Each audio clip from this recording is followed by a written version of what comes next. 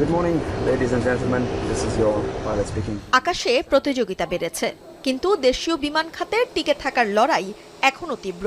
দেশে বর্তমানে বিমান বাংলাদেশ ছাড়াও বেসরকারি এয়ারলাইন্স ইউএস বাংলা, নভোএয়ার ও এয়ার এস্ট্রা এই তিনটি এয়ারলাইন্স নিয়মিত ফ্লাইট পরিচালনা করছে। উচ্চ পরিচালন ব্যয়, জ্বালানি দাম, ডলার সংকট এবং বিদেশি এয়ারলাইন্সের আধিপত্য বেশ কয়েক বছর ধরে এসব মোকাবেলা বেসরকারি এয়ারলাইন্সের জন্য সবচেয়ে বড় চ্যালেঞ্জ হয়ে দাঁড়িয়েছে। আবার সেবা নিয়েও আছে যাত্রীদের নানা অভিযোগ। বিদেশ থেকে ইন্টারন্যাশনাল থেকে যখনই আমরা নামি আমরা প্লেন থেকে দেখতেছি আমাদের লাগেজগুলো যেভাবে ছুঁড়ে মারে, এক একটা লাগেজ আমরা বেশি দিন রাখতে পারি না।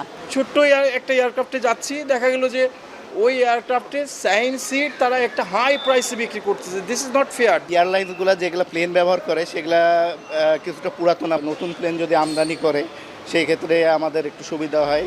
শুধুমাত্র সিটি ব্যাংকে অ্যাকাউন্ট থাকলেই করতে পারে।